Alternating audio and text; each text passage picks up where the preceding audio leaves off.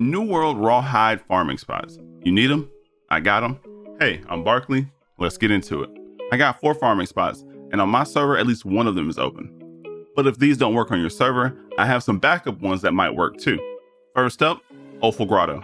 This is a spot in Monarch's Bluff. There will be around 10 lynxes. This place has a decent spawn rate.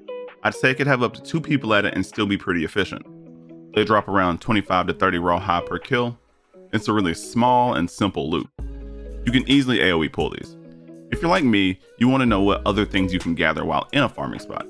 Well, there's 2 iron ore nodes, a few life essences, and to the south there's some orichalcum ore. The orichalcum has a slow respawn, so you could check it like every 30 minutes and still be okay. It's a really low effort farm, so you do have a higher chance of seeing people here. For spot number 2, we'll be taking a look at Cutlass Keys and go to the Flatfish Fishery. That's the name. There will be 6 to 7 crocodiles, or gators, whichever. They drop around 50 rawhide a kill. I haven't seen anyone here in my experience, so hopefully you'll have the same. I try to pull these 2 at a time with a ranged weapon, and this is another simple route. The mobs are a little far apart, but the respawn rate is fast enough to keep your downtime to a minimum. I use mobility abilities like charge to get through the water to speed things up a bit.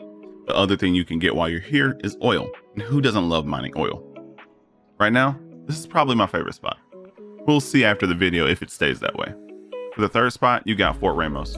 And there will be 7 corrupted dogs with a very fast spawn rate. There are a few dogs inside the fort and more outside.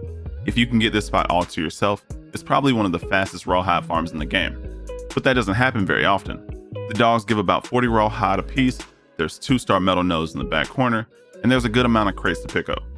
This is a top tier spot. If you're in a low population server, this will be the first one you go to. And for the next spot, you'll look west of Fort Ramos and you'll find the Rusty Spoon camp.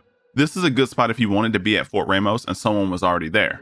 You'll be killing boars, corrupted dogs, and cougars, all dropping around 40 rawhide. This route is bigger, but there's enough animals to keep it consistent.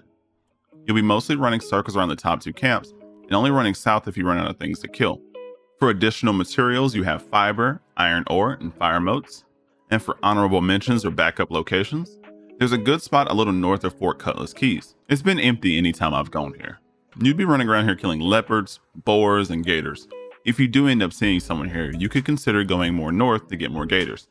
It's an honorable mention because it doesn't feel like there's a route to follow really.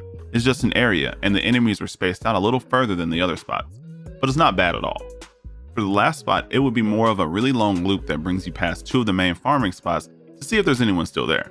You'd start with the gators here. They are a little higher level and give around 60 rawhide, but the spawn is kind of slow, so you wouldn't stay there. But after that, you'd make a lap just to be killing while checking Rusty Spoon camp in Fort Ramos. So the main takeaway from these spots is that you want to kill things that are close to 40 as possible with a decent spawn rate, which will usually take you to Cutlass Keys. And don't forget to wear the tanner set to get a higher chance to proc extra materials while refining. You get an additional 2% chance for every piece you wear. It doesn't sound like a lot, but it'll add up very fast while farming thousands of materials. The rarity on the gear doesn't matter, so don't worry if it's green, blue, or purple. It's all the same. And that's it for the Rawhide farming guide. If you enjoyed the video, don't forget to like and subscribe. Follow me on Twitch. And if you have any questions or video suggestions, let me know in the comments below. Thanks for watching, and I'll catch you guys later.